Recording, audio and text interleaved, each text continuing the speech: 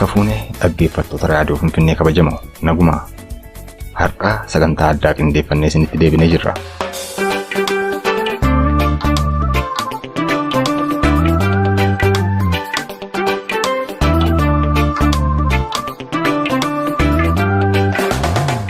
Sagantaa keenya har'aatiin keessummaa harkaa isiniif qabna.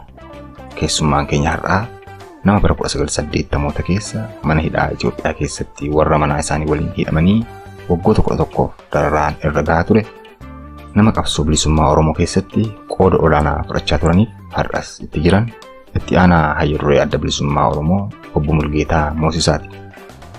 Obbo Mulugetaan seenaa akkamii qabu? Qabsoo bilisummaa Oromoo keessatti qooda akkamii qabaachaa turan? Har'oo kan akkamiiti? Haala yeroo ammaa sabni Oromoo keessa jiru dhaabni isaanii addi bilisummaa Oromoo akkamiin ilaala? Hojiilee akkamiis hojjechaa jiru? Kan jedhuuf gaaffilee biroo irratti waa'illi kiyyaa Dararaan Daadhii Obbo Mulugetaa waliin turtii taasisee jira. Itti dhiyaadha.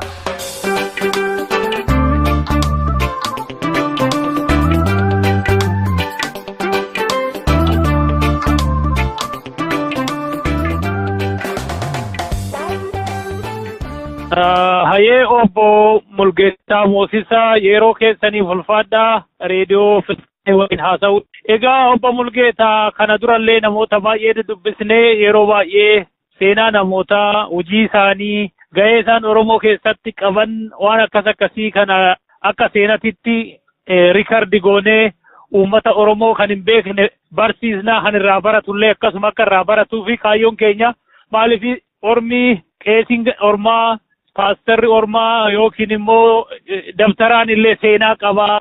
Namni keenya akka waan seenaa hin qabne yeroo baay'ee kitaabarrallee hin jiru.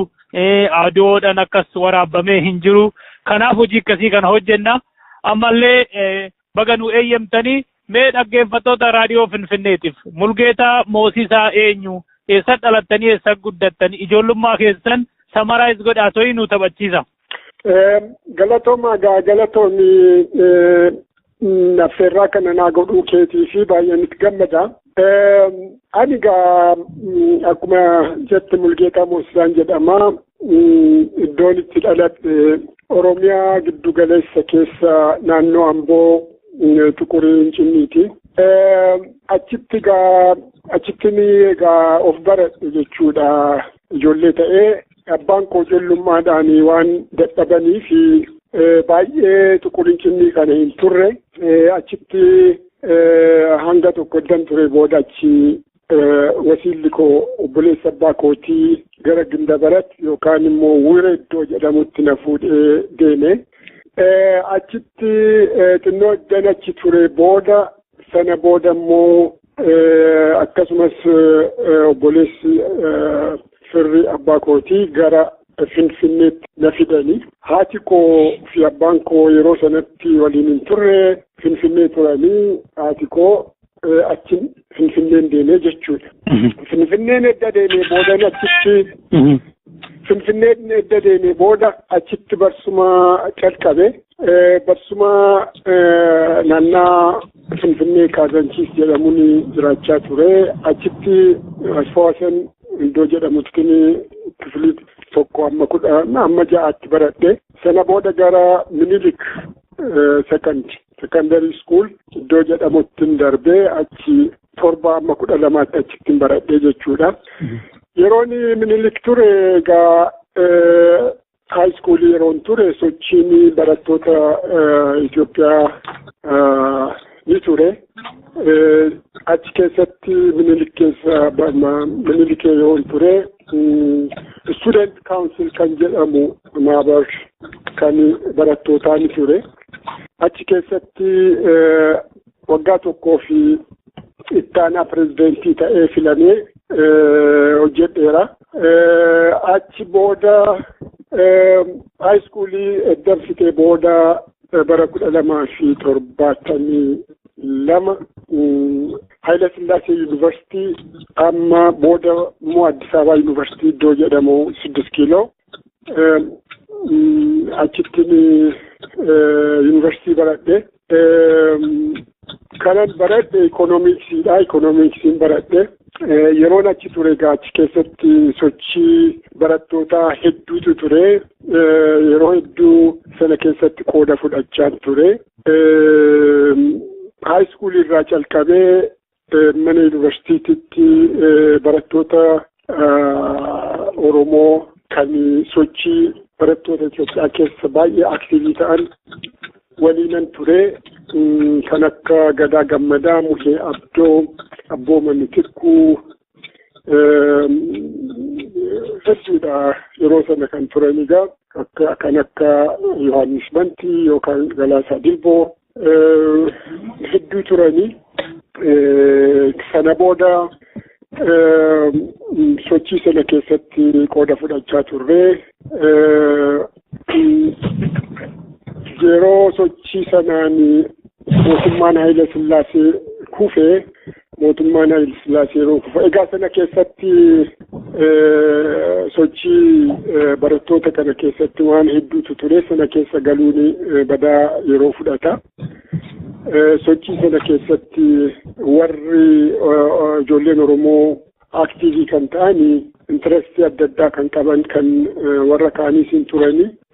Sochiin barattoota Itoophiyaa osoo jiru waa'ee Oromoo gaaffii lafaa keessumattuu yeroo sana baay'ee kan hundumtuu kaasee irratti sochii gochaa turedha. Bara 1974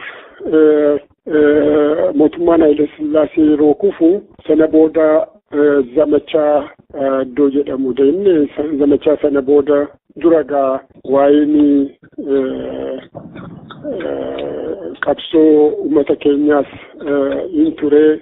Informationii yookaan immoo odeeffannoo adda addaa argachuurraa kan ka'e xiyyeeffannaan keenya mirga saba keenyaa irrattis kan hundaa'e waan ta'eef sana keessattis bifa adda addaatiin qooda fudhachaa ture. Booda zamachaa yookaan immoo idikatti hebret kan jedhamu sana deemne. Sana booda bara 1975 waa'eedhuma Oromoo laalchisee akka jila tokkotti Sumaaleen deeme. Sumaaleetti immoo qabsaa'ota Oromoo hedduu kan dura nu dura jechuun kan otoo addi bilisummaa Oromoo hin dhalatin bara 60moota keessa calqabee sochii gochaa kan turan Baaleetti, Harargeetti iddoo adda addaatti sochii guddaa gochaa kan turan qabsaa'ota Oromoo achitti mana hidhaa keessa kan turanii bahan achitti wal argine. Sana booda yeroo dheeraa kana asirratti doorran darbin eenyu faa waliin dhattan mee namoonni maqaan isaanii kaa'uu qabu yeroo sana Somaaliyaa hoggaa deemtan gruupiin keessan eenyu faa namoonni beekaman yaadatamuu qaban? Wal gruupiin Somaaliyaa deeme gruupii adda addaati. Kan dura deeme nuti gaa dura yaadni nuti qabaachaa turre bifa adda addaatiin karaa adda addaatiin ala baanee alatti of gurmeessinee gara biyyaatti deebi'uu kan jedhu ture. Gara Sudaaniitiin yaaliin ture. Gara Sudaaniitiin qophiin suni akkan qophaa'ullee zamachaan gara guutee iddoo jedhamu naannaa Naqamteetti deeme. Karaa sanallee qophiin akka godhamu yaalamee ture. Qophiin edda godhamee booda akka tasaa ta'ee gruupiin tokko jilli tokko gara Somaaliyaatti kutee Somaaliyaa irraa bira darbee gara Yemenillee warri deeman jiru. Isa sana keessa duraa keessa namootiin ani yaadadhu gaa Zakkaariyaa kan jedhan ture, Abbooman Tikkuu, Muhee Abdoo, Gadaa Gammadaa yookaan Damisee Tacaanee warra akkasii kanatu ture jila isaa sana keessa.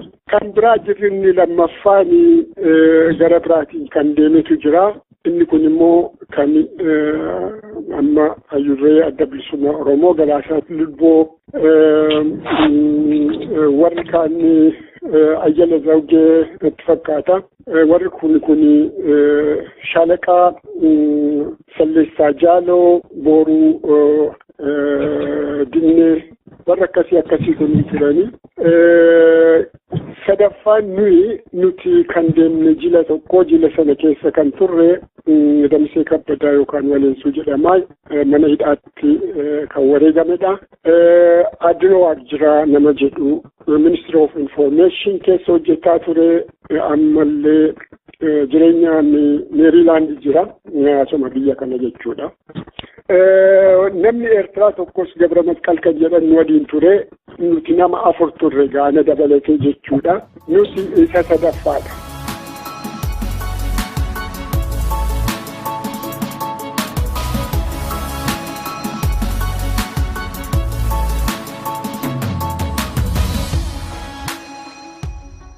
Sumaalee maaliif deemtani? Tireeningii fudhachuudha moo ijaaramuuf moo pilaaniin maali achi Sumaalee adeemuun? Sumaalee kan deemneefi tokko akkuma beekamu yeroo sana gaayyuu Sumaaleen ollaadha. Lammata gara keessumattuu gara qabsoon keenya sochii adda addaa gochaa turetti daangaa tokko hirmanna. Kanaaf nuti achitti garasitti kan deemame addi bilisummaa Oromoo achitti waajjira yookaan ofiisa tokko achitti jabeessuudhaaf banamee achitti jabeessuudhaaf humna ta'uudhaaf achi deemne achi keessatti biyya alaatti of gurmeessinee hidhannoo barbaachisus argannee biyyatti deebinaa kan jedhu yaadni akkasii waan tureefi bifa kanaan qindaawee achi deemnee jechuudha. Duuba maaltu ta'e kaa?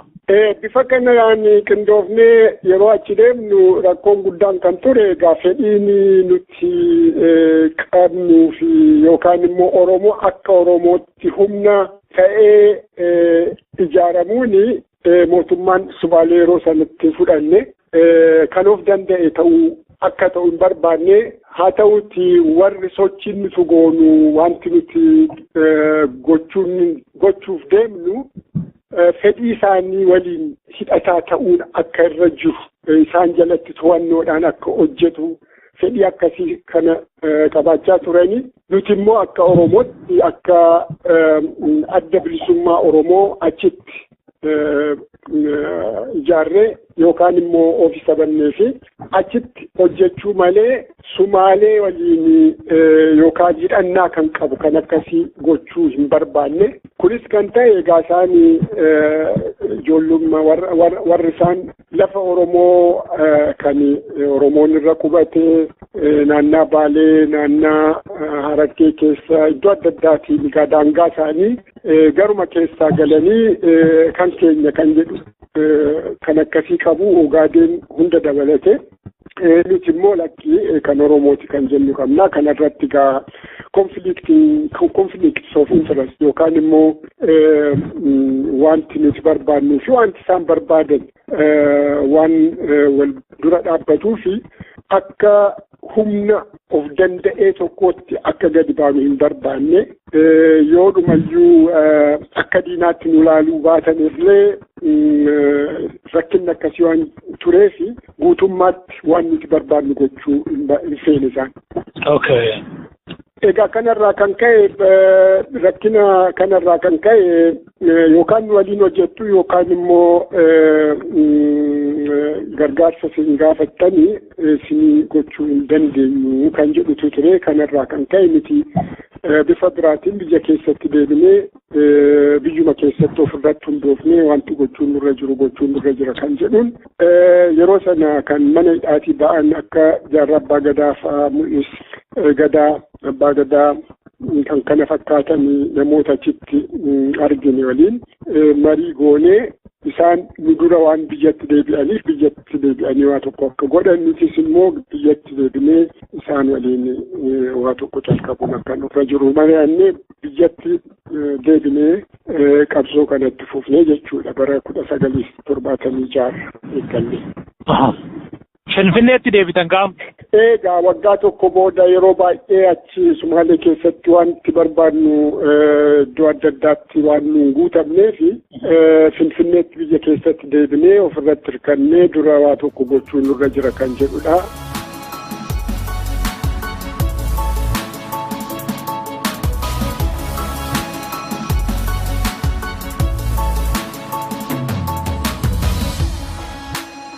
Walakkaa waggaa deddeebitan kana xiyyaaraan deddeebitu moo konkolaataadhaan immoo miilan? Xayyaarri hin turre miilaan waan hundumaa miilaan halkanii guyyaa deemneeti beelliin ture rakkoon adda addaa hin ture yeroo sana naannaa sanatti lolli Sumaalee fi Itoophiyaa gidduullee hin ture sana keessa gaa dhokannee miilaan yeroo dheeraa deemne otoo namni nun beekin kan deemneef akkasuma kan deebines bifuma kanaatiin deebine. Gaafii kanan kaasee fi akkamitti namoonni kun nagaan galtanii gara achis geessanii achillee deebitanii magarsaa bariifaan illee garasuma yoo deeman miidhaan irra ga'ee kan jedhu garaagarummaan akkamitti fedhee ganan. Egaa magarsaan bariifaa yeroo sana yeroon isaan itti deemanii fi yeroon nuti itti deemne adda addaa yeroon isaan itti deeman isaan booda deemanii yeroon isaan itti deemanitti sochiin hidhannoo naannaa dhiyaa fi naannaa bahaa fi kibbaatti calqabameera. Isaani edda jaarmichi lola calqabee qabsoo guddaa keessa ture yeroo sana deemanii nuti kan deemne gaa 70 keessaa yeroo sana addi bilisummaa Oromoo hundee horatee sochii guddaa yookaan immoo sochii hidhannooyyuu akka gaariitti hin calqabne bara 1974 isa lemuu qilxuutiin calqabame booda sochii hidhannoo sana booda kan calqabame kennee tureeti. Kana waan ta'eef yeroon itti deemne sunii fi yeroon isaan itti deeman adda adda. Nuti nama argitee karaa nu agarsiisus namoota akkasii qabaachaa turre yeroo baanus bifa akkasiitiin nama Aliyyee jedhamu tokkotu Oromoodhuma Hararii nu fuudhee nama Hararirraa gara Sumaaleetti nu ceesisu miillaan nu ceesisu nu ramadanii bifa kanaatiin karaa jijjigaa kunni deemne jechuudha.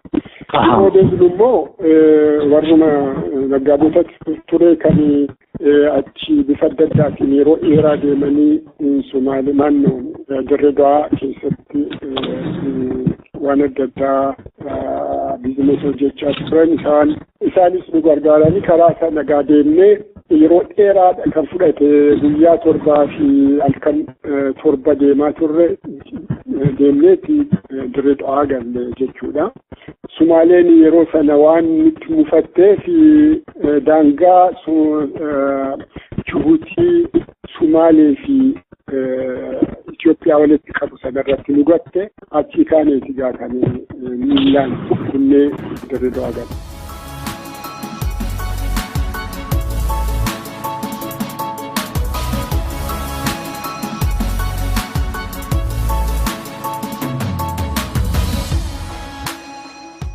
Shaggaritti deebitanii sochii itti mufsiisuu yaaltanii jechuudha sana booda. Egaa shaggaritti edda deebine booda jaalawwan shaggar jiranii kana hojjetan waliin wal qunnamne sana booda bara 1976 addi bilisummaa Oromoo sagantaa siyaasaas heeraaf seeratti mul'us tumate yeroo sana ramaddiin adda addaa irratti hundaa'ee namootiin hojii isaaniitti bobba'anii jechuudha. Bifa kanaan qabsoo eegalle jechuudha Finfinneetti deebine. Finfinneen booda hojii mootummaa jalqabdammoo hojuma dhaabaa kana hojjechuutti fuftan. Warri hojii qabsoo hidhannootti bobba'anii turanii warri keessatti immoo duubatti hafanii kana bifa adda addaatiin loojistiikii adda addaa isa dirree jiruu fi keessa jiru isa biyya alaa jiruu fi biyya keessa jiru wal qabsiisuu hojjechaa turan magaala keessatti arbaan aktiviitii jedhama. Kana keessatti warri hojjechaa turan ni turre. Warri biyya keessa turre aje kabaraa hojii lachuu hojjennaa barachaas warri barsumarra jiru barachaa ani barataan ture.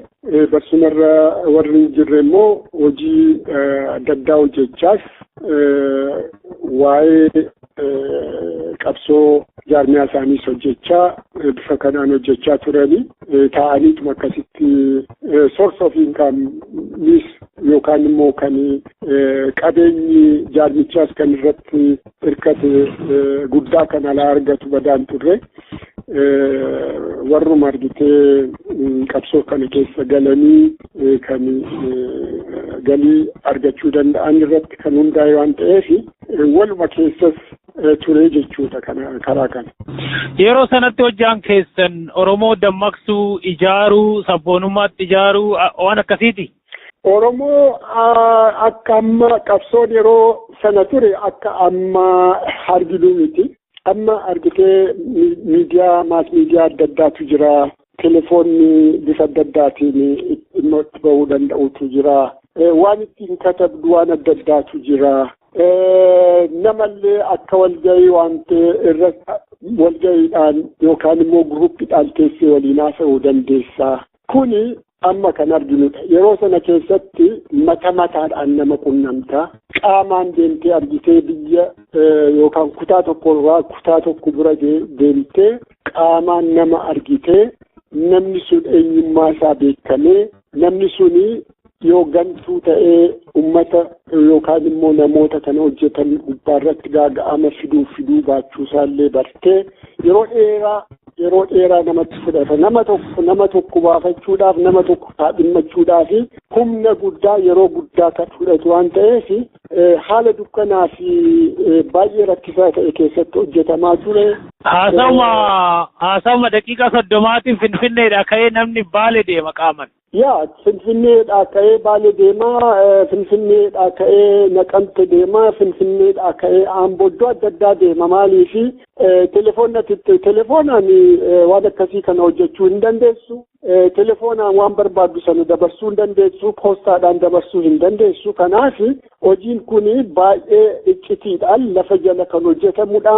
Naamusaa hedduu cimaa kan ta'e kan barbaachisudha. Kanarraa kan ka'e wanti ittiin hojjetamu bifni ittiin ati hojjettu iyyuu baay'ee rakkisaadha. Tokko kana lammaffaa immoo waama tokko iyyuu katabuudhaaf yoo ta'e harkaan katabdaa yookaan bifa akkasiitiin hojjetta malee wanti ittiin katabdu taayipiraayitariin yoo katabdellee wanti ittiin dubilikeetii gootu hin qabdu bifa akkasiitiin hojjetamaa ture yeroo sana keessatti. Baay'ee bareeda. Dhaloonni amma irraa barata sochiin akkasii maal akka turee fi garaagarummaa jiru namni irraa baratanii ni yaada. Booda jireenyi keessan garamitti fufe qaba. Mana hidhaallee galtanii akka turte dhagaheera. Mee gara sanatti nu ce'a. Wala ga'anii itti gaafatamaa yeroon Finfinnee keessatti hojiin koo itti gaafatamaa dargaggootaa ture. Yuunivarsiitii keessas darsuma barachaan isa irratti hojjechaa ture. Sana booda edda jaalawwan hedduun gara dirree waraanaatti deemanis Finfinnee keessatti arbaan aktiviitii coordinating committee kan jedhutu ture. Coordinating committee sana keessatti gaafatamaan ture. Sana keessatti hojjechaa bifa adda addaatiin otoo jirru egaa asuma rakkinni dargiin dhaabbolee adda addaa ihaappaa ma'eessoon kan jedhamu sana edda qulleeffatee booda fuula isaa nutti deeffate bara 1980 keessa namootiin hedduun kan Finfinnee keessatti hojii jaarmaa kanaa hojjechaa turre qabamne hidhamne mana hidhaa seenne mana isaa hidhaa keessatti egaa akkaataan itti ibsuu danda'u hin beeku rakkina kanan jedhamnetu nurra gahaa ture roorroo torcharii beela bifa adda addaatiin egaa waan adda addaatu nurra gahaa ture sana keessa haala sana keessa waggaa 11 akkas dabarsee sana keessaan bahee jechuudha.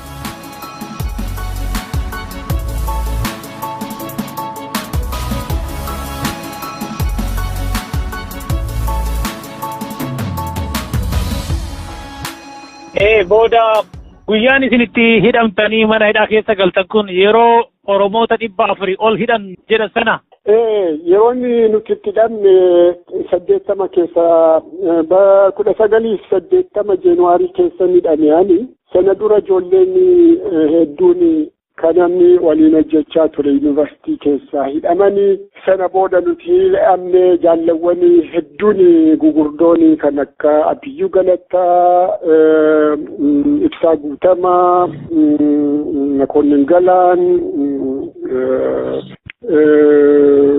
Zagayye Asfaaw warra gugurdaanis warri waliin hojjechaa turre isaan advaayizarii koomitii ta'anii hojjechaa warri turan warra gugurdaanis barattoonni hedduun kan gurmeessine ijaarre kana keessatti hojjechaa kan turan kan akka Nagarii Fayyisaa, Isheetu Ilattuu, Daani'el Dafaa hedduudha kan hidhamanii. Kana keessatti gaa nuti dubartoonni immoo jiru yeroo sana keessatti kan akka Na'amaat Isaa, Addis Alem Gannatii, Wizaroo Tsahaayii Tolasaa, Addee Tsahaayii Tolasaa dhiifama haadha manaa Gadaa Gammadaa, Dammaqachi Baqqalee kan jedhamtu hedduun isaanii gaa yeroo sana hidhamanii beekumsaa namoota hedduutu akkuma jirutti Oromoon yeroo sana Finfinnee duwwaadhaa osoo hin ta'in naannaa bahaa, naannaa dhiyaa, naannaa adda addaa Seentiraal Oromoo yookaan immoo Oromoo giddugaleessa keessaa hedduutu hidhame. Zamachaa yookaan immoo fuula kan deeffate dargiin yeroo sana guutummaatti Oromoo gubbaarratti ture. Humni biraa dadhabee ture. Bifa kanaan hedduutu hidhame yeroo sana jechuudha. Hidhaa sanarratti xiqqoo namni tokko komii kaasa. Yeroo sanatti namoonni hidhaman kuni namoonni dhibbaan lakkaa'aman guyyaa tokkotti Oromoon waajjira isaanii keessaa haramanii hidhaman kuni baay'een isaanii bulchiinsa kaampaanii adda addaa bulchiinsa zoonii adda addaa warra turanii abbaa taayitaa gurguddaa qabaniidha. Informeeshinii baay'ee argachuu ni danda'u turanii. Akkamiin kun hundi hoo hidhaman taa'anii waajjira isaanii keessatti ofiisa keessatti eeganii maaf jalaan baqanne informeeshinii akkamittiin arganne wanni jedhuun jira. Akkamitti namni kun hundi baay'een isaanii warra zoonii bulchanii warra naannoo tokko bulchanii waajjira keessas astiraadaroota. Namni kun hundi akkamitti walitti qabamee yeroo tokkoon hidhamuu danda'e? Yeroo sanatti waajjira adda bilisummaa Oromoo kan jedhu hin turre. Waajjirri adda bilisummaa Oromoo hin turre garuu namootiin lakki waajjira jechuu barbaade waajjiruma Itoophiyaa kana keessa fakkeenyaaf Abiyyuu Galataa faan Wallagga bulchaa turan naf fakkaata. Lakki Abiyyuu Galataan yeroo sana komishiinarii turanii pension komishiinarii turanii haa ta'uti wanti guddaan maa'inni yeroo wanta akkasii kun ta'u tokko Oromoo irratti yoo argitee xiyyeeffannaan ta'ee humni kun kan hidhamu kan argitee saganteeffame yoo ta'e wanti kun iccitiidhaan qabama gaafa hidhamtu argita. Kanaaf security network isaa waliin wal qabataa yookaan immoo sana keessa namni jiraatee sana keessaa odeeffannoo yoo argatte malee wanta akkasii kuni guutummaatti beekamuu hin danda'u otoo hin beekin hidhannoon yookaan immoo hidhamni kuni mataadhaan sirra gahaa. Hedduun namootiin wanti isaan hojjetan iddoon isaan hojjetan adda addaa lammata immoo odeeffannoon argatan amma odeeffannoo gahaa amma taanetti beekuu hin dandeessu. Yoodhuma argitee wanta akkasii kun dhalatuyyuu wanti guddaan egaa akka jaarmiyaa tokkootti waan jiru sana hundumtuu gadhiisee deemuu hin danda'u. Bifa adda addaatiin maanuuvarii godhee achitti hojjechuutu irra jira. Hojiin itti gaggeeffamuutu irra jira. Durumayyuu yeroo argitee wanta kana hojjettu galtee bahuu kee hin beektu. Yoom akka hidhamtu hin beektu. Kana ekspeektii gochaa haa ta'uuti hamma danda'ame. Gaagaamni akkasirra hin geenye of eegaa iccitiidhaan naamusaa guddaadhaan hojii hojjetta. Ammallee itti fufuutu irra jira. Rakkinni akkasii dhalatus kan jedhutu jira. Tokko kan. Lammata odeeffannoo argachuudhaaf salphaa hin turre. Odeeffannoo argachuudhaaf hundumtuu wanta akkasii kun amma namni keessumattuu warri iddoo guddaa mootummaa sana keessas warri jiranii isaanuu hidhamuu isaanii dura wanti beekan hin jiru. Hojii kana hojjetu. haa ta'uti warri hidhamanis immoo hidhamuu isaanii amma hin beeknetti warri kaan warri ala jiru. Waan akkasii kana beekuu hin danda'u. Lammaffaa rakkoon kan jiru guruppiin adda addaa akka amma jirutti amma hojjetamu tokko beeka amma. Yeroo sana wanti hundumtuu iccitiidhaan hojjetama. Konneekshiniin yookaan immoo hidhaan ati namoota waliin hojjettu waliin qabdu baay'ee murtaa'aadha. Hunda waliin qunnamtii hin qabdu. Warri sana koordineetii godhanii hundumaa walitti fidanii mataa warri ta'an duwwaatu sana beeka malee namni daka jiru hedduun isaa waliin beeku. Maaliif waan gaagaamni guddaan yoo dhufe bakkinni akkasii yoo dhufe akka hundumtuu yeroo tokko hin qabamne jechuudhaan wanta akkasii kun hin ture. Garuu through time warri argitee guruppiin tokko yoo hidhamellee inni kaan ammas hojii sana akka itti fufu bifa kanaan hojjetamaa ture. Kanarraa kan ka'e yeroo dheeraa keessatti wanti kun ta'uu danda'e jechuudha. Naagale. Obbo Mulugeta isinii waggaa 11 hidhamtanii ammoo haadha manaa keessan waliin hidhamtanii daa'imni keessanillee haadha manaa keessan garaadhaa qaban waan tureef mana hidhaatti dhalatanii jedhamu.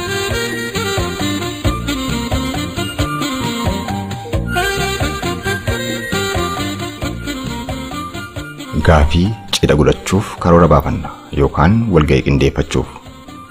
Yeroo tokko ammoo eebba yookaan giraajuweeshinii kabajanna.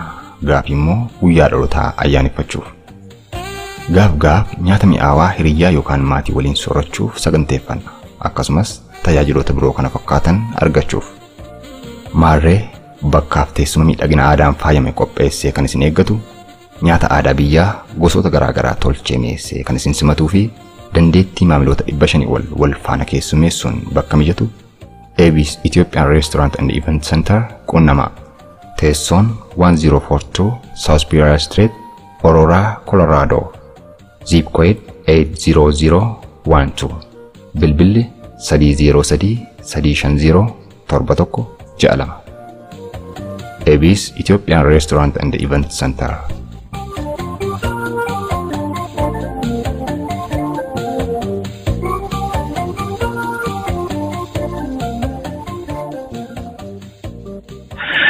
Obbo Mulugeta isinii waggaa 11 hidhamtanii ammoo haadha manaa keessan waliin hidhamtanii daa'imni keessanillee haadha manaa keessan garaadhaa qaban waan tureef mana hidhaatti dhalatanii jedhama. Mee Oromoo hidhamee hin beekneef akkamitti galaaf miidhaan namni tokko waggaa 11 hidhame jechuun maal jechuudha? Haadha manaa ofii wajjin hidhame jechuun maal jechuudha? Daa'imni achitti dhalate jechuun maal jechuudha? Jiruuf jireenya keessan keessatti hiikan inni qabu maali? Namni hidhamee hin beekne akkamitti hubata kana? Kun egaa waan hamaa uummata keenya irra gahaa jiru keessaa tokko. Namni tokko mataadhaan yeroo hidhamu wanti irra gahu hedduudha. Achi keessatti reebama. Bifa adda addaatiin bishaan keessa cuumadee waan haalletu irra gahaa. Arrabsa kanan jedhamnitu irra gahaa. Akka namummaa isaa jireenya isaa gochuudhaaf yaalama. Kun hundumtuu hin jira, kun hundumtuu nurra gaheera. Sana bira darbee keessumattuu keezii kan koo yoo ta'e kan maatii isaa waliin hidhame, ani maatii koo waliin hidhame, yeroo sana keessatti maatii kee waliin yoo hidhamtu egaa inni kun waan guddaadha, rakkina guddaadha. Keessumattuu achitti dubartiin tokko ulfooftee dahuu jechuun iddoo gargaarsi gahaan hin argamnetti kuni baay'ee rakkina guddaa akka namarra fidu beekamaadha. Wanti guddaan achi keessatti kan baranne ala keenyee saba keenya irratti gahaa kan ture tuffii saamicha dhiitama mirga namummaa saboo ummata keenya bira darbee mootummaan akka mootummaatti waliin jirra nuti Itoophiyaadha nuti biyya kana ummata jiru waliin akka tokkootti wallaallaa akka ummataattu ummata maqaa isaatiin dubitaa turan nusaamaa turan sana waliin illee akka ummataatti rakkoo hin qabnu akka jennellee mootummaan suni kan sirratti gaggeessu mana hidhaa sana keessatti kan sirra ga'u hojiin faashistummaa hojiin argitee jibbinsi warri argitee yeroo sana siree bansituman si gaafatan agarsiisan suni biyya akkamii keessan jira kan si jechisiisu waan ta'eef ammam hamaa akka ta'e achi keessatti argitaa jechuudha.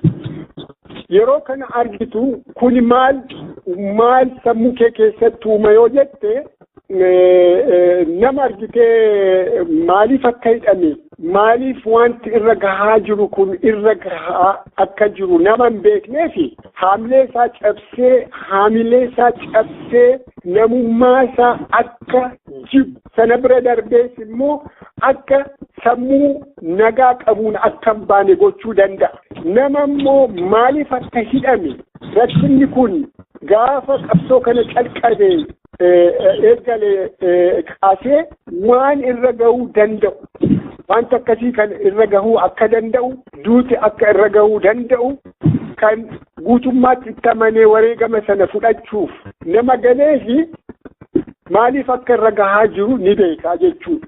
Kanaaf nama akkasiitiin namoota akkasiitiifi barsuma caalaatti mootummaan kun yookaan immoo kan biyyi keessa jiraattu suni gara fuulduraatti waliin jiraachuu akka hin dandeenye si barsiisa. Akka immoo kana keessaa bahuudhaaf caalaatti gara fuulduraatti yoo carraa argattee baate qabsoo gootu si barsiisa. Mana kolleejiitis jechuudha. Rakkinarraa warri maniidhaan dura qabsoo kana gubbaarratti manii qabaatan rakkinni nuti qabnu xiqqoodha jedhanii kan laalanillee achi keessa gaafa galan ammam hamaa akka ta'e ammam hadhaawaa akka ta'e ummanni keenya ammam jibbinsi akka irra jiru biyya sanaaf du'uu dararamuu malee mirga akka hin qabne guutummaatti iddootti barattudha. Kana waan ta'eef isa duwwaa miti. Isa duwwaa osoo hin taane nuti mataadhaan warri hidhamne hundumtuu nuti hidhamneerra garuu caalaatti kan hidhamu gaafa hidhaa keessa galtu caalaatti kan hidhamu maatii kee isa duuba hafe sanatu caalaatti hidhama. Kan hedduutti rakkatu kan hedduu baay'ee itti dhiphatu isa duubatti hafe warra ayyoolee keenya obbolaawwan keenya kan nu beekan kan keessaa baanee hidhamne sanatu jireenyaa fi jiraachuu keenyallee akka gaariitti warra hin beeknetu itti dhiphata. Jireenyi isaaniis rakkoorra kan bu'u hedduun isaanii maatiin isaanii kan rakkoorra bu'u warra duubatti hafan nu waliin hidhamanii jechuu dandeessa. Hidhaan waan warra hidhame mataan namoota hidhaman otoo hin ta'in maatii tokko keessatti yeroo ta'u maatiin sun hundumtuu akka hidhameetti ilaaluu danda'u sirra jira. Maaliif waliin rakkachaa jiru? Waliin dhiphachaa jiru. Kana waan ta'eef rakkinni kuni kan hidhame gubbaarratti hin hundaa'u jechuudha. Kan keenya mana hidhaatti mana koos waliin hidhamne mucaan achitti dhalate achitti dhalachuu isaarraa kan ka'e fayyaan isaallee kana gubbaarratti hundaa'ee rakkinarra bu'ee wanti nurratti gahe hedduudha. Wanti nurratti gahe suni nuuf qobaa kan ta'e otoo hin ta'in haaraa kan ta'e otoo hin ta'in maatii Oromoo keessa iddoo adda addaatti kan ta'edha jechuufan kaase. Bifa akkasiitu jira mana hidhaa Itoophiyaa keessa. Achi otuma dargiin jiruu baata immoo dargiin kufnaan baata? Gariin keenya warri hidhamne otoo dargiin jiru warri bahan ni jiru. Yani dargiin Mengistu Hailemariam biyya gadhiisee deeme jedhamee Mengistu Hailemariam biyya gadhiisee yeroo deemu yeroo gabaabduudhaaf Tasfaayee Waldekidaan iddoo Mengistu Hailemariam bu'ee ture. Torbaan lama keessatti namootiin natti fakkaata warra duuba hafne warri hin hiikamne akka hiikamnu taasifame jechuudha. Yeroodhuma wayyaaneen galuudhaaf yeroo gabaabduu keessatti Mengistuun biyya gadhiisee dargiin kufee jechuu dandeessaa. Idda dargiin kufee hiikame gara kooti. Balbalma sin jalaa banan moo laallamee keezii keessaniin baatan? Lakki nuti balballi nu jalaan banamne akkuma isin jedhe ammallee boordarii irra jirti. Boordarii Finfinnee irra haa jiraattu malee wayyaaneen guutummaatti hin galle. Kanaaf warri hedduun isaanii ta'aniituma argitee jira miti security networking isaanii waan caccabe fakkaata. Gariin isaaniiyyuu waan beekan hin fakkaatu. Wayyaaneen eessa geesseyyuu waan beekan hin fakkaatu. Yeroo sana keessatti nuti hiikamtaniittuu jedhamneetuma hiikamne. Maal eeggattuuyyuu odoo dargiin kufuu baate hireen keessan maali?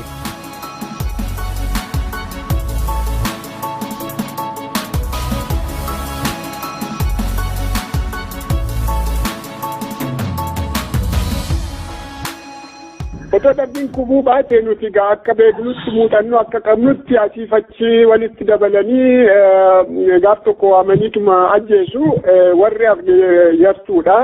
Achi keessatti maakalaawii warri turre xiqqoodha. Kanumaaf akka nu hambisanis akkasitti nutti dhagahama. Carraan nuti qabaachaa turre humna rukutamu biraa waliin rukutamuudha kan eegaa ture. Egaa kana booda achi baatanii mootummaan ce'umsaa ijaarame sana keessatti gaheen keessan maal ture Obbo Mulugeta? Ani dan achi bahe dhibamaan ture. Tokkoffaan yeroo hidhamus xinnoo probleemii qabaachaan ture. Operaasiyoonii ta'eetanii kaleen koona dhukkubee. Operaasiyoonii ta'eetanii galee sana booda kanumarraa kan ka'es dhibameen ture. Amnesty International kaampeenii nu gochaa ture. Warra Amnesty International akka hiikamnu waggaa dheeraadhaan nu gochaa tureni. Eddan bahee booda ani gara maatii koo waliin gara biyya Ingiliziitti darbee achi keessatti biyya Ingiliziitti tajaajila fayyaa waan nu barbaachisu arganne.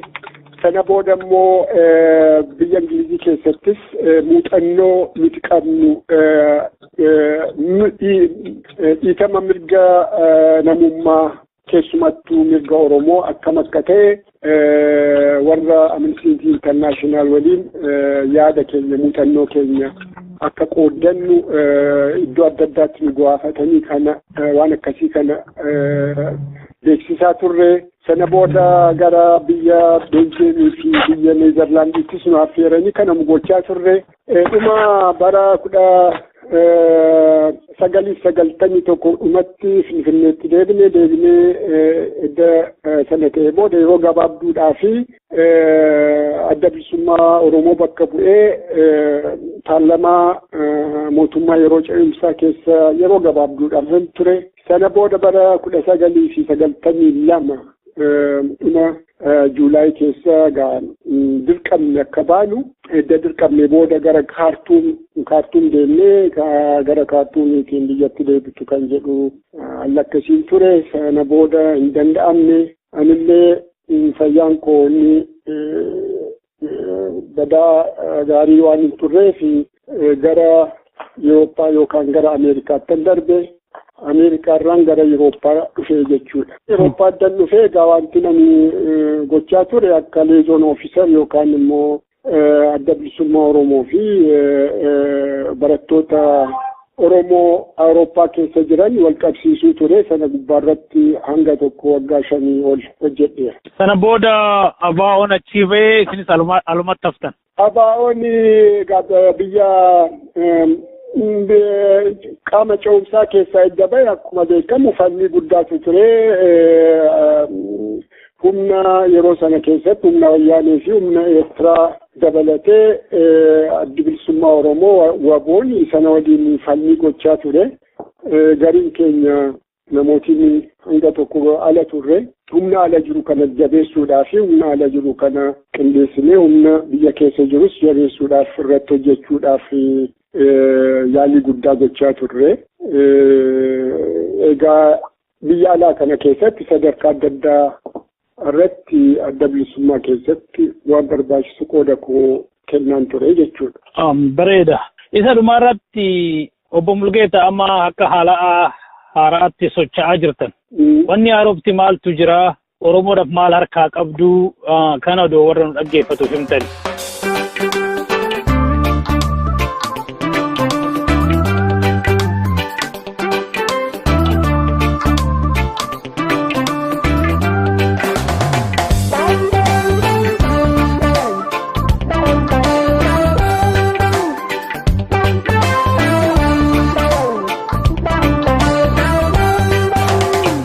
Gadam pula ilaminko roro nurra bule numide sena waretu badata. Kutaa lammaffaa gaaffii deebii itti aanaa hayya duree adda bilisummaa Oromoo Obbo Mulugeta Mosissa waliin taasifne sagantaa keenya itti aanuun qabannee isiniif dhiyaanna dhaggeeffattoota keenya. Turtii keessaniifis galatoomaa. Haga sagantaa itti aanuun walitti deebinutti wallee eegalle kanaan isin gaggeessa. Qophicha qindeessuun kan isin faana ture an Oda Sabata. Abba heratu yambultu wainu mulke kunoro risansun binensa kamale yabo obsini obselle kudoda kana rabbina dubbatu turi gadam pula ilaminko roro nurra bule numide sena waretu badata kaleda tarragabatu Ayyiti Afrika Oromoda karomni jalqabe galee bu'uura maraaf tole ana kanu biyaan beeytu ilma waaqoo tabboo ani kuushii kan madda walaabu Oromoda qoradhu duuba koo ammallee abbaa heeratu yaan bultu wayinu mulke kun ororisaan sun bineensa kamalee yaboo obsini obselle guddoodha kana rabbina dubbatu.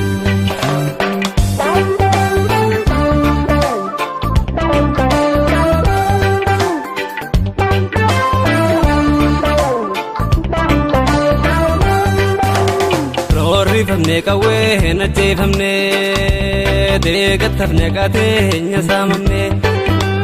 Roorrifamne qawwee na jeefamne deegattafne qateenya saamamne. Bukkaanfamne hidhatti guuramne bukkaanfamne biyyarraa baafamne wayyaa rabbi roorroositti yanne. Bukkaanfamne hidhatti guuramne bukkaanfamne biyyarraa baafamne wayyaa rabbi roorroositti yanne.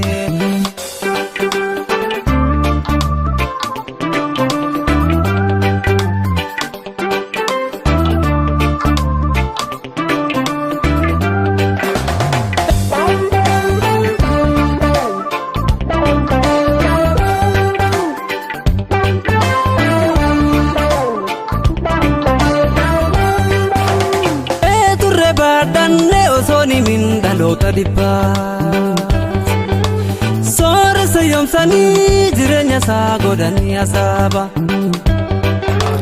waan qabnu tuutanii galati duutuun isa jabaa hintaa ture yaadaloota yaa kanaafure yaadaloota abbaa afalmannuume harka wal qabaa kanaafure yaadaloota yaa hintaa ture yaadaloota abbaa ifalmannaame harka wal qabaa gattisa jaalalaati lammiinkoo warra kiilolitu Oromoon mijuudi baafataa mallee ana isa hundi elmatu.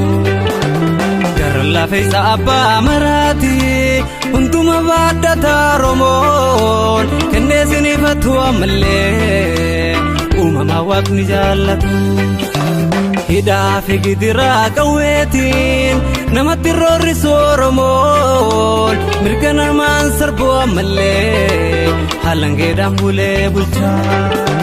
Qaallu sirna gadaa shaniitiin marra waliigata Oromoon wayyuma salphata malee amantii waaqa tokkicha har'a garuuntumaan isaamamee roorrifamee nageenya dorkame har'a garuuntumaan isaamamee roorrifamee nageenya dorkame.